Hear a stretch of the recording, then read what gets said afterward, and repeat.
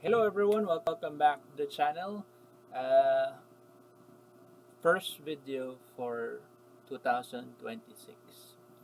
Okay, so ang makakakwentuhan ko, pinakamadaling ma-invite kasi nasa bahay.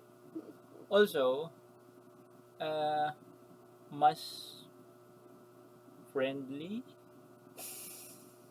na member ng Comic Con. Friendly naman tayong lahat Hindi, I mean, mas malapit, mas mabilis lapitan among all the committee members for the creators. Well, I guess you can say na mas nakikita ng marami. Yeah, oo. Yun na lang. Hindi naman sa... Host ng Comic Con, program director ng Comic Con, comic creator in her own right, si Ma'am Sherry Baet. Zamar. Yes. White ko. Husband ko. Yeah. So, first, ayun nga, I started ulit yung mga kwentuhan. Yay, congratulations you've to been 1,000 subscribers. subscribers. Hindi, thank you yun kay Sir Salaysay. Yes. Parang na-require niya ata yung students niya. So, sa wakas, after many years. many years. Since 2020, yeah? Hindi, since 2009 pa ako nasa YouTube eh. Yeah, okay. So counted yung from the start. So since 2009, nakaabot na tayo ng 1,000 subscribers. Pero mostly it's for yung Komiks Kwentuhan. You've been listening to the Kwentuhan, yung last 16 episodes na ginawa ko. Sabi mo nga, mayroon akong mga paulit-ulit na sinasabi. Yes. And madalas nang sasapaw pa rin ako. Guess ko. Yes. Sorry. So, actually maganda rin yung point of view mo with the creators kasi like me, you've been talking to a lot of creators. Para tayong organizer ng events and most people would come to us with mga issues, mga chismis, tatawag out of the blue, yung mga ganun. Actually, mas maraming ganun sa kanya. Yung sa akin, it's the usual, cavalcade of faces na madalas nakasama ko yung mga nagkukwento sa akin. Pero siya, yung mga out of the blue na mga creators na tumatawag sa kanya to discuss issues. I don't know why. They have a friendly. Pero yeah, sige. So let's review yung 2025. Yun nga, it was yung 20th anniversary ng Comic Con. So congratulations to us. Congratulations to each and every creator that chose to join us sa mga events. Like ko rin naman itong sinasabi, di ba, na hindi kami yung Comic Con eh. Yes. Comic Con is each and every one of the creators that still continues to push yung comics as an art medium. Kasi, well, hindi naman mag-exist yung Comic Con kung wala yung exhibitors. Kung kami lang anim yung nandun. Wala na. Actually, it's pretty sad. Yung, despite the fact na we celebrated yung 20th year, pero it's obvious na the attendance has not been as many as before the pandemic. And we've noticed rin naman na the number of exhibitors are not as many na rin. Pero parang na-discuss namin to ni Kong eh, kung there are like many factors to consider. And even before naman mag-pandemic, on the downslide na rin yung ating attendees. Well, yun nga. Lalo na ngayon. Kasi since this 2021 na yung term nila nun, yung parang revenge. Revenge? Yung event fatigue? No. Kasi di ba yung since nag-COVID for a long time, masyadong na-excite yung mga tao na lumabas. So, parang nag sunod-sunod lahat ng events. Mm, Tapos, yun nga, so we've noticed the past years na halos weekly may events. May mga art markets, may anime conventions, may mga art fests, yung Comiket does monthly events, yung POTA does monthly events, cosplay.ph or any other event, Toycon does more than one event. It has been very hard for us to catch up din. And dahil nga dun sa sobrang dami ng events, we can't, pero this is good naman for the yes, creators. it's good for the Kasi creators. we've known creators that parang yun na yung bread and butter nila talaga. They attend events. Yeah, They sell art pieces, di ba? Aside from the comic book. aside from the comic book. You can see naman, like si Sir Paul, Yeah. halos every week, every month, may Meron siyang event. Same with Lyndon. Different venues. Same with sila Sky. Para talaga ano siya, no, boon for the creators na even if we have less publishers, hindi siya katulad ng industrial age natin. Meron kang events to fall back to. Yeah, and yun nga, it's good for them na kasi kung nasa Comic-Con lang sila all the time, it's parang nalilimit yung audience nila. And now that they're joining other events, mas dumadami na yung audience nila kasi it caters to hindi lang yung mga bumibili ng comics, yung bumibili rin ng art, nakikita na rin yung comics nila. Yeah. So, with that in mind, significant pa ba yung Comic-Con? Well, parang nabanggit ko na rin to with other Kwentuhan. It was a product of its time talaga. Kasi when we came out noong 2005, wala talaga ibang avenues. And hindi pa naman ganun ka formulaic or may system yung events that you could rely on the events to sell your wares, kumbaga. Most of it were fandoms nga lang during yung infancy ng mga pop culture events. Yeah, Sci-Fi Con, I remember. Sci-Fi Con, and then there were other events na were trying their hand at the collectible market.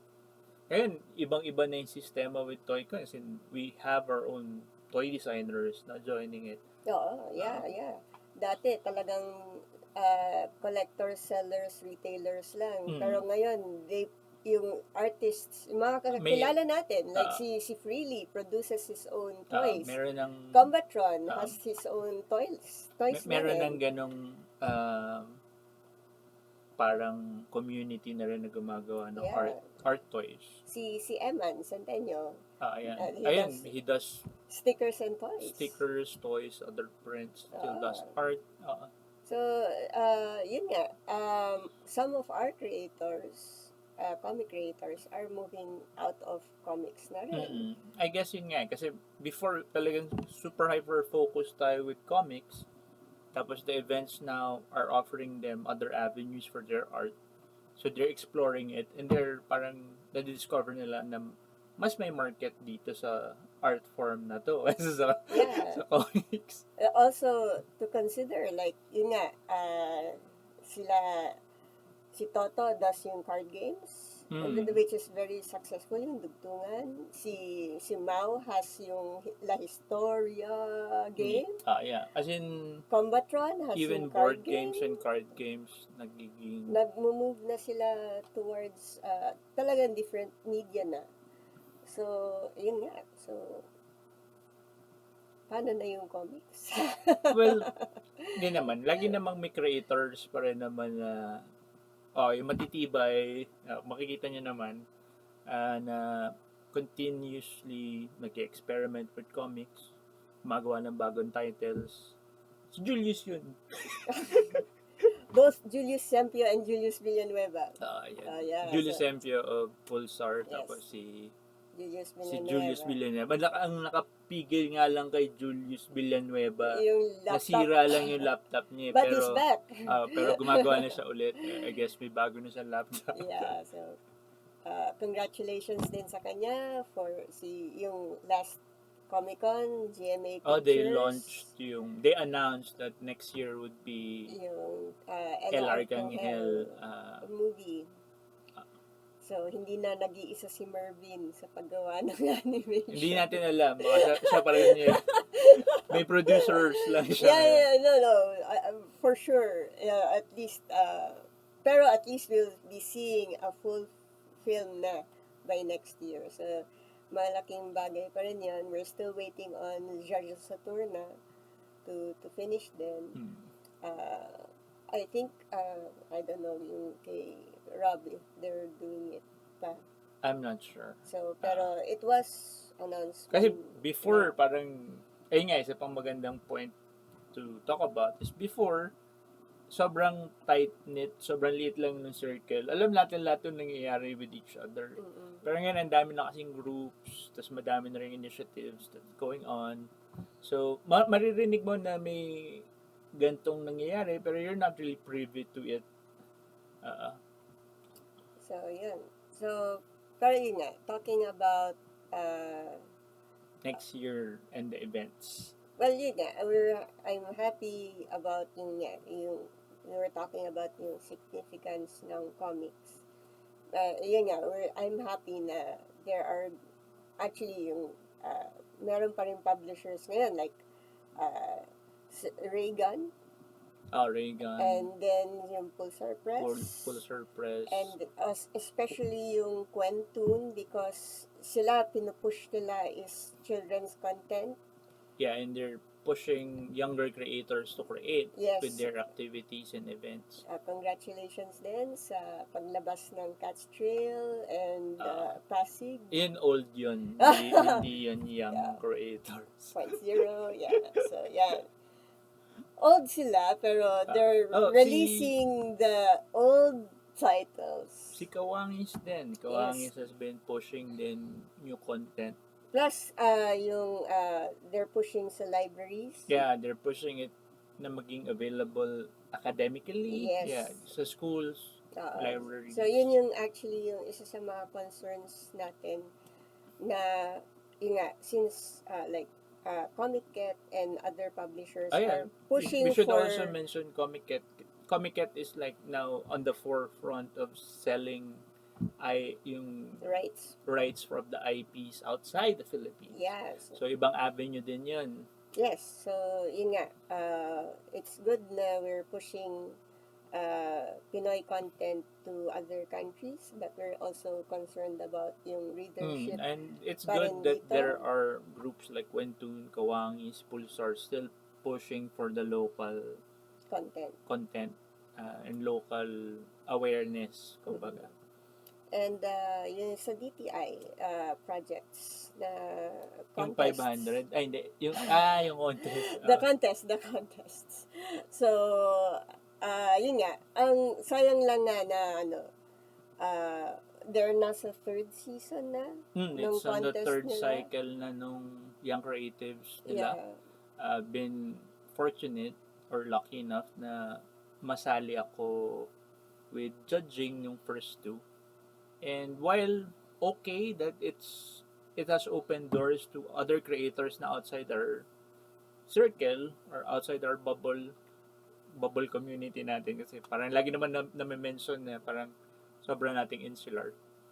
I was wishing na those who are in the community sumali din kasi it's an opportunity to get some money back for your hard-earned work naman. Yeah. Kasi yun nga, although yun nga sinasabi nila it's government siguro, or yun nga may personality na attached na medyo hindi you're not in favor of medyo hindi favorable with most of those who are in the community. It's a government project and it's government money. and it's taxes. So Yun nga, it's better na it goes to artists rather oo. than ghost projects. 'Di ba? Parang they're giving away money na galing naman sa taxes. So, if it's for the artists, get it. Kaysa mapunta sa Join the oo. contest, as in meron namang mong masisilip na sistema of how it's being judged. Hindi lang ako yung judge nun, it's a group of judge. So, Yes. parang hindi sure win na ba, oy, ba kilala ko to. Usually nga, pag minsan hindi ko tinitingnan yung mga pangalan eh. Yeah. Ang sad lang doon is, yun nga, people win, pero kulang pa rin sa push para doon sa mga sumali or sa mga nanalo. Well, hopefully maayos na yung part na yun. Yeah. I think it's internal naman kasi Yes. they're looking for a partner who would like handle that part. Mm-mm. So, hopefully makahanap sila ng magandang partner to promote the winners Mm-mm. this cycle na. And also the past winners. Kasi sayang yung contest. And the winners are very good actually. Mm-mm. I think some of them join naman yung ibang events eh. Yeah. So, ayun. So, it's good to know na there are also, na yung mga sumasali pa, there are still creators. There are still other creators na wala dun sa sphere of knowledge natin. Yes. Yun nga eh, we still hope na yung regional, kasi we've always been talking about napaka-centric sa Metro Manila. Na we don't get to meet much of mga creators from provinces. So, sana...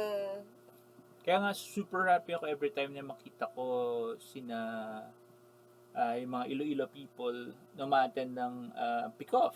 Yes. Diba? Sina Mia, yung the other group. Kudlis? No, Kudlis is, I don't know kung, most of them are NCR din, di ba? I know they have regional creators. So, yun. But we've never met them yet. Well, both of us. I think si Lay met them. Okay. Yeah. So, yun. We hope to meet you guys. So, yun nga. Still pushing for... I know kasi dati may mga contingent tayo from Nueva Ecija. Yeah. Tapos meron tayong from Dumaguete, Bacolod. Baguio. Ayun nga. Cebu. Ayan. Hopefully, yun nga, they would like grow their communities din. Tapos we could have yung big event for comics ulit. Dati napapag-usapan namin ni John na what if comics convention in Batangas. May pupunta kaya?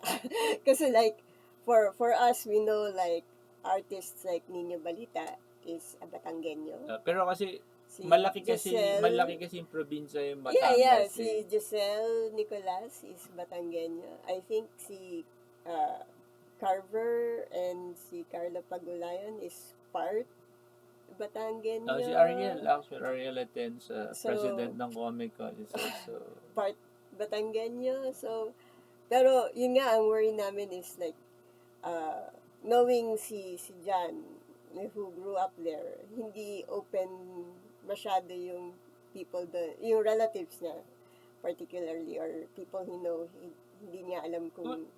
If you could prove to them that it sells, they would really be into it. Pero as in concept pa lang of a tangible IP industry, hindi pa. I guess maybe in the future. Yun. So, kasi like yung patron of the arts has been going to regional places na well, madali lang kasi for them. It's yung collectible art stickers. I mean, a lot. Well, I'm not assuming that it would be easy for them kasi yun, like with before, if we're gonna do kasi provincial shows, we'd rather have a local organization na partner. Yes, yes. So, Kasi ang hirap ng logistics. Hindi tayo privy with their logistics. So, I hope they have a better system or they have good partners na to do dong mga provincial shows nila. Yeah. So, Cebu is still good with yung art industry naman nila.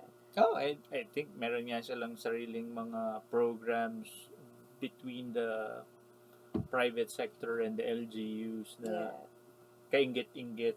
Oo nga eh. I mean, well, it's things that we're not really privy to but naririnig namin. Yeah, I mean, yung Laguna, San Pablo, I'm glad na kahit paano, they get to partner up with the government at some point. O may government, LGU support sila. Well, the LGU is now pushing for yung art scene nila. And kudos dun sa locals ng San Pablo like si Lyle and si Kevin that still pushes na dapat mayroong comics event sa San Pablo. Continuing yung legacy ni Sir Jerry and the Comicero Museum. So, I mean, we've never tried talking to QC. Hindi, parang ano naman yun, parang Comic-Con for the past 20 years, hindi kami yung nag-i-initiate usually with a partnership with tourism or with the culture and arts people or the LGU. Sometimes makikita nyo meron silang participation, pero that's mostly meron silang batang tao, batang personnel na nandun and mention na, oy, dapat tulungan natin si Comic-Con, ganyan. The closest they had was yung partnership with DFA. Yeah, but that's not really part of a Comic-Con event. It was actually a DFA event. Lumapit sila for help. And dati naman, si NBDB did an event with us ba yun, 2014? Yeah. Very, pero yun nga, as in, maraming nagtatanong why are we not like making making gamit. Oh my gosh. Oh my gosh, this is becoming so... Bakit di kami nakikipag-usap with the government? Kaya, mostly, kasi, ayaw namin maglakad ng paperwork. So, it's mostly time and energy. Yes. Yun nga, hindi naman namin talaga work yung Comic-Con. So, aside from making our own comics, we handle Comic-Con. Tapos, we wish Comic-Con would be open for everyone.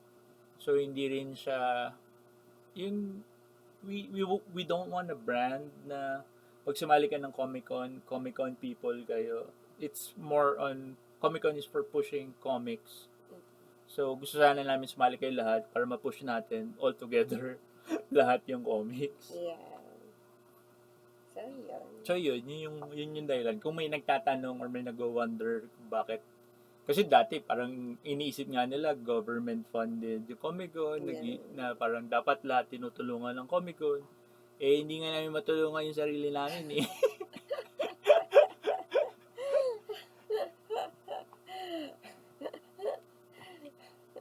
Actually, tinutulak na kami. Kumuha kayong grant.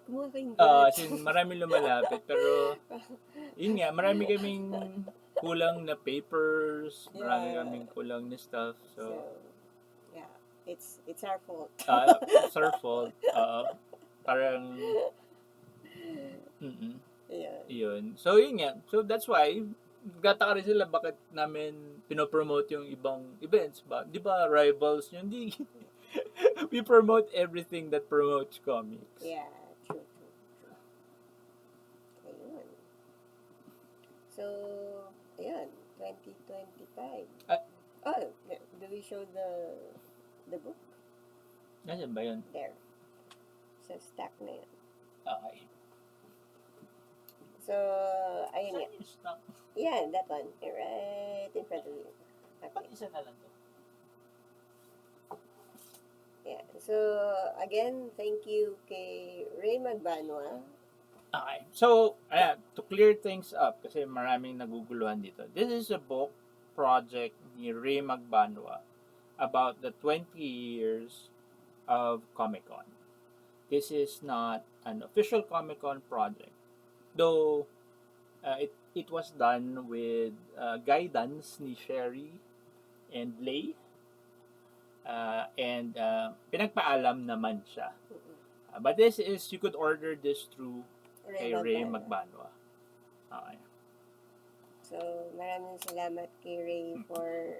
Actually, yun nga, nung 20... Matagal lang project to ni Sherry actually. Nung Sherry 20 wanted to make my own book. a table, Coffee book. coffee table book Yeah. ng commemorating 15 years of Comic-Con. So this was before the pandemic pa? Yeah, nung 20... Yung year na 2019 kasi we... No, yung year na nag-hiatus tayo. Hindi, kasi we had materials as early as 2019 Okay. for the 15th year. Kasi nandun pa nakapagsulat pa si Sir Jerry. Yeah. So that's 2019. Okay. Tapos I was planning to do it noong 2021, the year that we had a hiatus. Mm-hmm. Kaya lang, eventually nag-catch up na rin yung mundo noong 2021. We started going to work na rin. Tapos, nag-start na rin yung events. And, na-shelf ko na rin. I wasn't able to do And the it's book. very hard then to write a book about yourselves. Yun yung, kasi pinagsusulat ako ni Sherry about it, pero parang, when I try writing about it, it feels so weird and cringy. Kasi you're Talking writing about yourself. Parang biography. And parang sa point of view namin, and usually we'd be proven wrong with how other people perceive us. Maganda yung ginagawa namin. Pero eventually, you would find faults din sa mga sinasabi ng mga tao. As in, every a week before Comic-Con, somebody would say something na would cause an issue about things about this event. Things na meron namang merit kasi parang lahat naman ng sinasabi ng mga creators, and I do believe na most of them have yung pinaprioritize nila yung status of the comics. Comics in general. Hindi lang yung event. So yun, and you could not take away from yung mga creators na yun na yun nga, pinakamalaking tawag dito, binabato sa amin before, we should be supporting everyone. But we try to support everyone. But it's pag ang tawag dito, if yung mga nakikita kaagad namin kasi is the people na nag-e-effort na to promote themselves in yung comics nila. So sila yung nauuna. I mean, wala kaming ganong resources to like shell out money to promote everyone, di ba? Pero naman, I mean, in little ways, actually, di ba, every Comic-Con, nag-iisip kami ng way na, maglabas tayo ng template na ganito, maglabas tayo ng gawa sila ng video na ganyan, invite natin sila gumawa na magpasa ng something like that. Pero, kung sila lang paulit-ulit yung sumasali, 'di ba, sa contest or sa pag-promote ng comics, so kung sino lang yung nagbibigay ng materials, and also sila lang yung mapapromote. 'Di ba? Hindi madamot si Comic-Con. You would see other creators, you often would be mistaken na favorites namin na, bakit sila may stage time?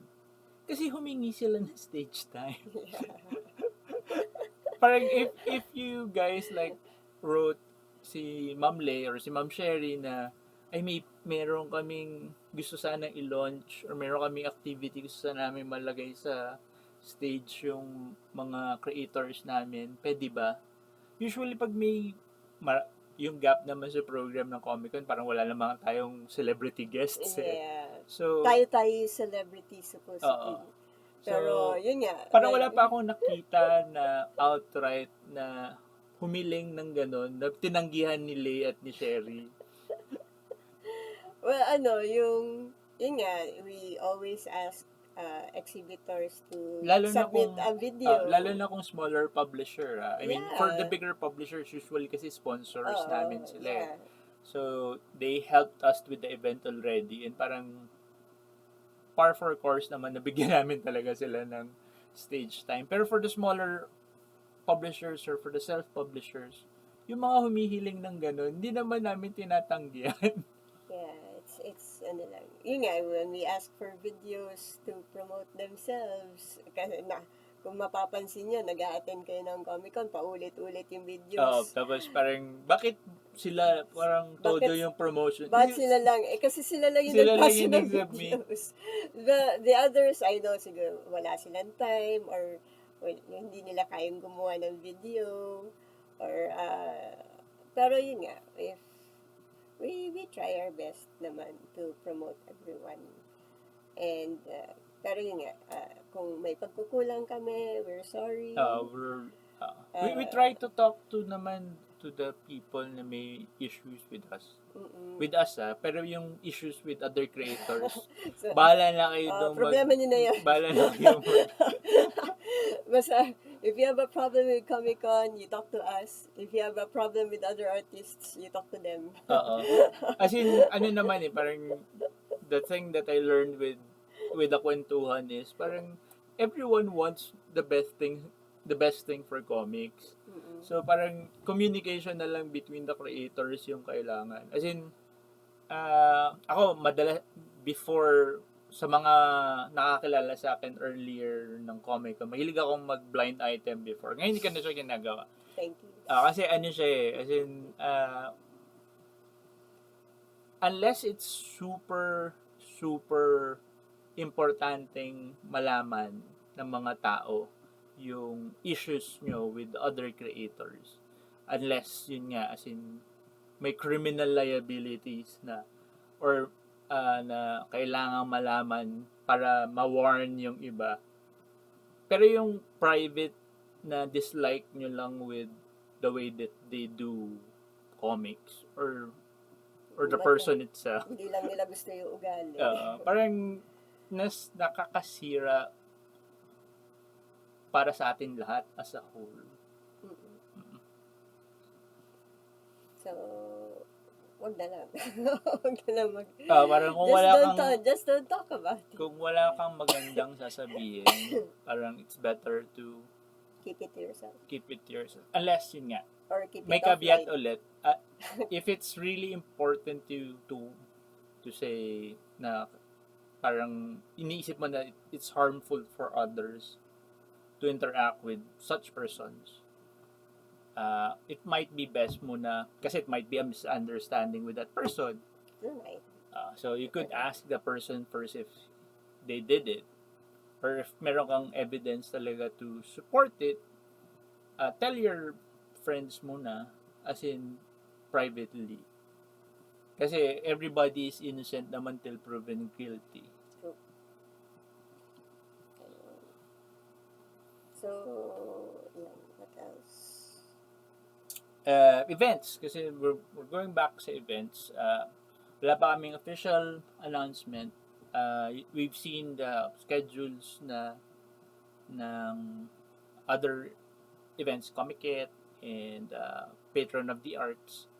Meron na silang year-long event schedule. Ang parang sure lang namin we'd be having a grande next year.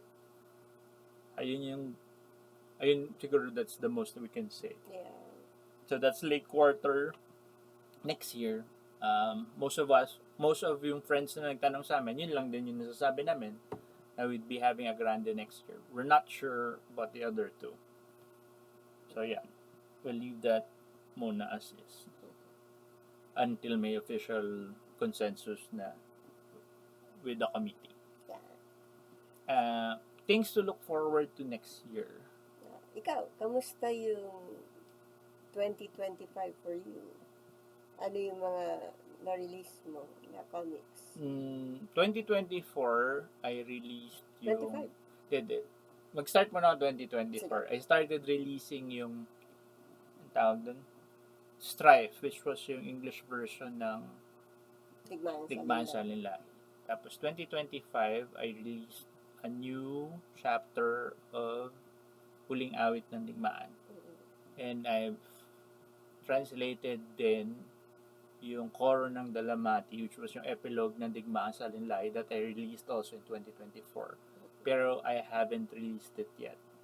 So I was thinking na if I do yung compilation na nung Strife, probably in 2026, kasama na yung English version ng Koro. Also, yung project ninyo with Julius Sempio was yung sa Singapore, SDGCC?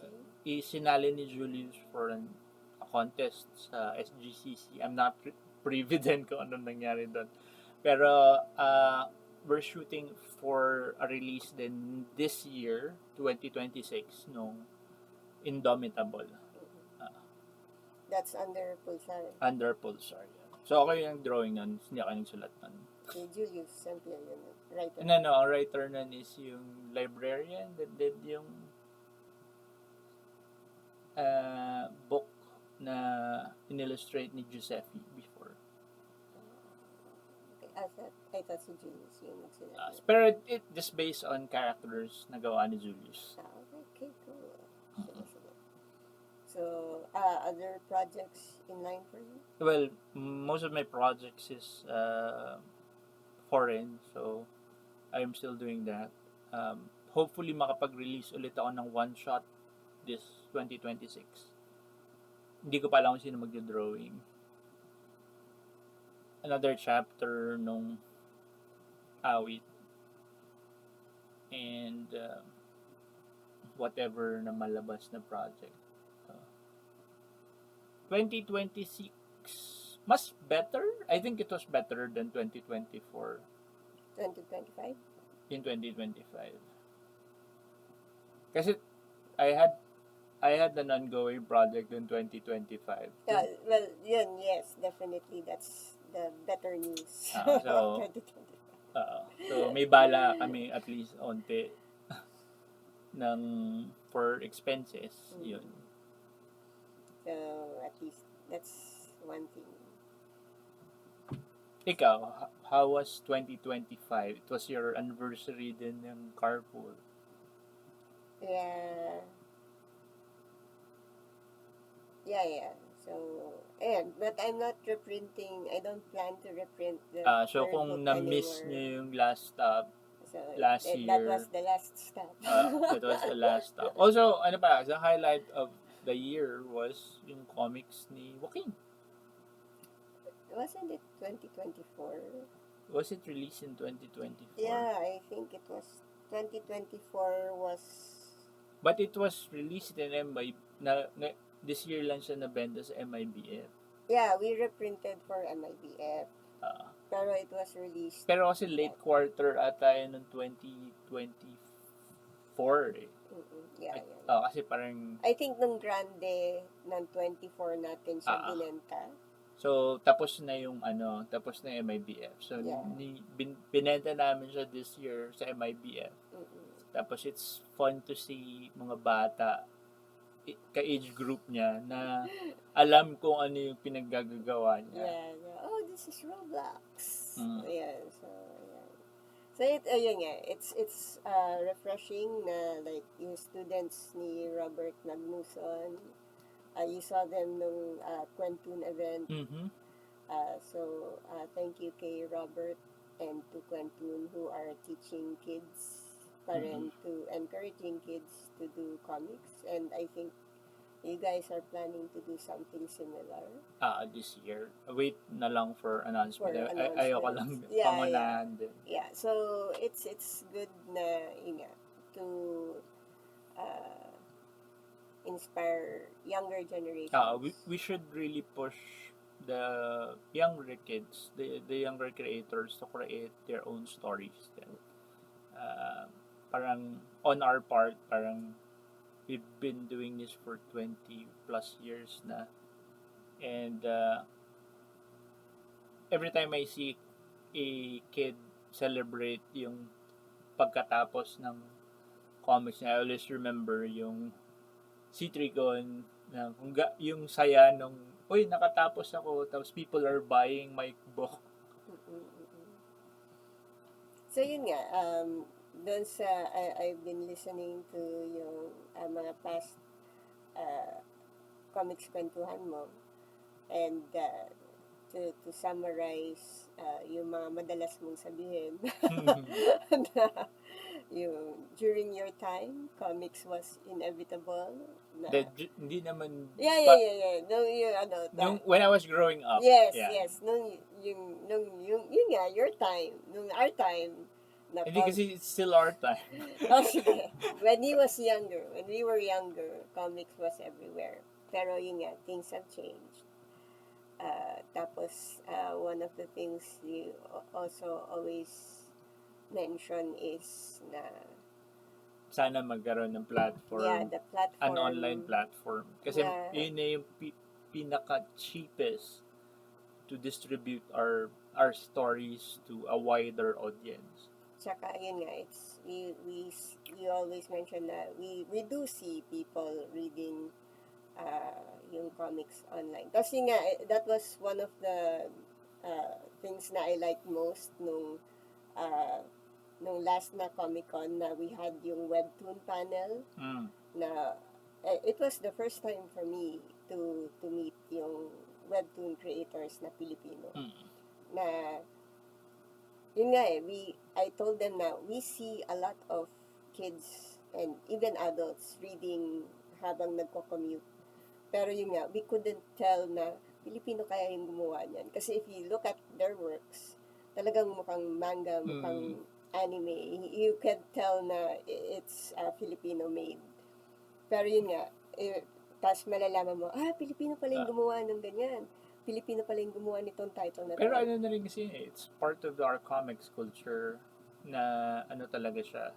It's world class. I mean, a lot of Filipinos na comics yung career right now are working for foreign publishers. So alam mo talaga yung world class yung talent. So it's nice to know na yun nga, there are yun nga, like in platforms like Webtoon, maraming Pilipino yung gumagawa doon. Yun nga lang, we couldn't tell the difference unless it's we done know. kasi or it's done by a foreign writer. Parang naano rin tayo na pag-usapan namin ni Kong about yun nga ang gripe niya was parang lahat sila is doing the same story. Solo leveling. Kasi that's was selling nung time na yun. So, ayun nga naman yung maganda with our local comics is wala tayong barometer or wala tayong editorial mandate na nagsasabi na ito yung gawin mo kasi ito yung mabenta. Yan yun. That is one of the things you often say rin ngayon. Pero with yung advances niyan is eventually we'll get like more publishers, and especially the publishers would want a title that would sell. So, magkakaroon ulit ng ganung part, as in it's part and parcel of being a business naman. Pero ang lagi namang ina-advise namin with the creators is do you the story that you want to tell. Kasi hindi natin alam yun yung next solo leveling. Yeah. I would like to thank si Ma'am Nida of Avenida for always inviting us to be part. Not just us, as in the other smaller publisher then, as in Ma'am Nida has always been of helping comics move forward, not just their books, diba? They are willing to, as in pangalan nila yung nakasalang doon. And they're inviting small press publishers na magbenta din sa MIBF kasi that's a whole new world of market of readers na hindi natin natatap usually with our own events. So yan, thank you Ma'am Nida. Avenida for 19th Avenida. Yeah. 19th Avenida for including us, yung mga indies, especially for supporting yung mga indie creators. Parang actually nakakatawa na magbenta ng books ng mga indies sa MIBF kasi parang namamangha yung mga tao na talaga ginawa lang nila to.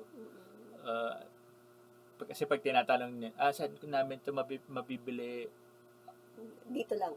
Parang yun nga usually yung spiel na these are books by self-publishers, mostly sa events nyo lang siya mabibili. Tapos yung take nyo na yung opportunity na mabili nyo to dito sa MIBF. Ayun. Isang highlight pala this year. Yung nasa cover tayo ng Pugad Baboy 34. Oo nga. Diba? Parang pinost ko nga, diba? Parang kung sinabi yun sa batang John, magiging malalagay ka sa cover ng Pugad Baboy. Parang tulog So, thank you, Sir Paul, for including us and other comics creators. Parang noong time na yun, iniidolo ka namin. Tapos, to be on the cover of your comics. Kahit pinagtatawanan tayo. Kahit napakataas ng hairline namin dun sa cover. Mataas naman talaga eh. Yeah. Parang accurate naman nata. So, yun. So, thank you, Sir Paul, for being with us and continuing your comics. I masaya ko rin na I still see Elizabeth Chonglo still making comics until now. So, imagine mo yan, she was our guest ng second Comic-Con. 2006. Tapos, until now, she still does comics. So, wow. And yung premier comicera. Yes. So, longest running na. Female comic strip. So, I still see her, I saw her strip online sa, Inquirer online kanina. So, kanina lang. Yeah. This kanina lang. So, it's yung New Year's trip niya. So, it's really awesome na nakikita pa rin natin. Ayun nga, ang daming growth. Yun nga, like, yung artist friends natin.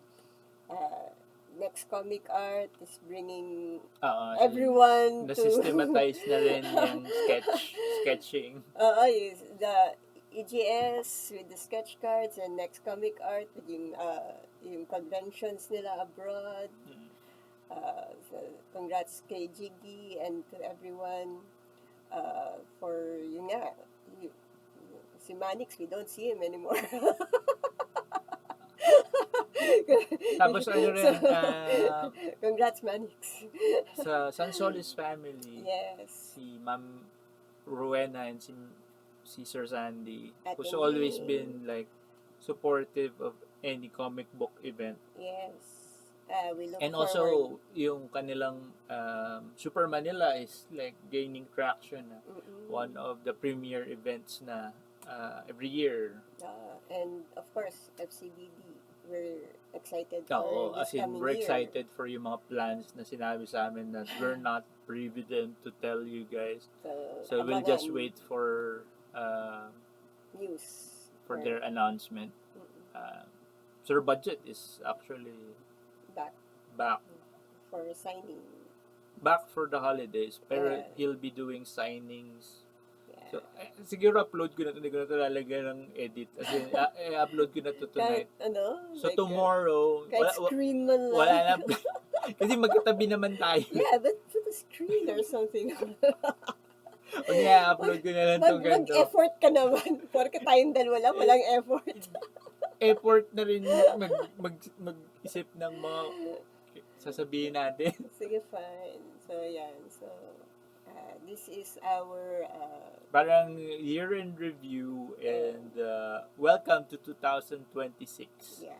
So, like yung sinasabi mo every video, gawa ng comics, do the things you love.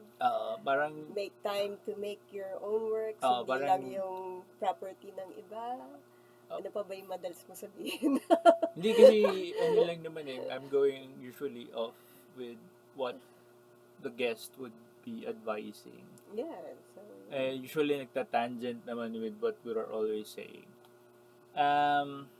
Comics, while it has changed, the landscape of comics has changed for a bit.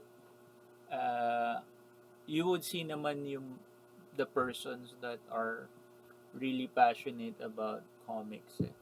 These are the persons that has been here for 5 years, for 10 years, for 15 years, for 20 years. Uh, 30 years. Imagine we're talking about Budget Tan, who's been at the forefront of Filipino self-made comics since the 90s pa. Yeah, yung sinasabi natin, yung 90s were not that documented and not that talked about. Yung pinag-usapan namin ni Ma'am Bambi. Yeah, Even the yung first era of the anime themed yung 5 comics. years na yun was 1999 to 2005. Ano yun, yung Para sa Void Century. Void Century ng Filipino comics. Kasi there were a lot of new publishers that were trying to gain a foothold of the market. Culture Crash was there, Questor was there, Ian and the Mangaholics, Eman, the Blitzworks crew, Mango Comics by Mango Jam ng Mango Comics, Neo, Chips, Sacred Mountain, or was it earlier? Sacred Mountain was like 2007 to 2010. Yes. That was yung Earlier. second wave na. Second wave na ba? Nauna pa rin yung kayo? Oo. Ayun. So, yeah, we have to talk about those things. As in, at least yun may mga dates, so verifiable yung yung mga yun. Yung list, actually they tried to make a list of the most influential comics. Sabihin ko ulit yung sinabi ko kay RH when he interviewed me na napakahirap gumawa ng mga list. Sometimes it's self-sabotaging na rin to make list kasi parang meron ka makakaligtaan, and there were creators na not talked about today pero sobrang influential during that time. Sobrang influential not just by the books that they made but yung impact niya with the other creators that they inspired to make, inspired to create din, kumbaga. Like we're talking about Sacred Mountain, Gilbert Monsanto. There was a host of different comic book creators during 2007 to 2010, 2012 na sobrang na-inspire ni GM na hanggang ngayon may mga nagsabi pa rin, ba't punta ako comic con? Puro superhero lang dun eh. Though, yun nga, wala nagagawa ng superhero ngayon. Pero during that time, madami talagang gumagawa ng superheroes noon because of GM and yung Bayan Nights initiative. So, 1 hour is almost over. So, ano bang gusto mong mga final thoughts na about this year? What do you want to see? More money for us? Yes. Yes. And, ayun. Well,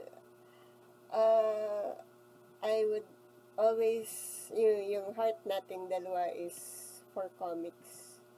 I guess that's what brought us together naman talaga in the first place. So, ayun. So, we are here to help. We are here to support. And whatever maybe. So, mabuhay ang comics. Mabuhay. More comics this year. For those na gustong makipag-usap, gustong magsumbong, hindi na. Huwag kayo tumawag sa akin, please. Tawagan niyo si Sherry. I-flash ko yung numbers. No. So, I am clueless. So, actually, mas maraming alam na chismis to kasi sa Discord. Pero, yun. Hindi na, wala. Anyways, so, maraming salamat sa pakikinig sa Comics Kwentuhan. I'm glad you brought it back. And I am excited to hear from more comic creators I listen to it during when I work. So, Ano pala yan, for those who are wondering, yung schedule natin ng upload nito, well, once I get back on track, would be Mondays, Wednesdays, and Fridays at 12 o'clock ng, or depending on, it's always 12 o'clock ng afternoon. okay. Ng Monday, Wednesday, Friday. Yeah. So, please share. And yun nga, this is our way of contributing then to the awareness na may comics pa, may creators pa. And we hope that people will listen and share the videos that we do, that he does. Mm-hmm. Mm-hmm. So, maraming salamat po. And Happy New Year. Happy New Year. Happy 2026. Hopefully, mas marami pa tayong makausap na mga creators. Hindi lang creators actually. Kung mga nagbebenta ng comics, mga nagbabasa ng comics, anything comics. Jello, thank you. Oh, yun nga. Happy New Year kay Jello, who's also doing yung uphill battle of selling comics in other venues, in other events. Yun nga sinasabi ko, kapag nawala, if ever mawala yung Comic Con, nandiyan naman si Jello. So, please support him. Mm-mm. Yun. Yan. Mm-mm. Happy New Year at your end line. Wala lang, hindi ko na nga maalala yung endline. Yeah. Please, like nyo na lang itong video na to. Subscribe to the channel. Share this to whoever you might think would be interested in this. And follow comiccon.org sa Facebook. For announcements for Comic-Con. Follow mo yung page ko, just John Zamar sa Facebook. And read more comics. Read more comics, and a prosperous and a healthy new year to each and everyone na nakikinig at hindi rin nakikinig nito. Okay. Bye guys.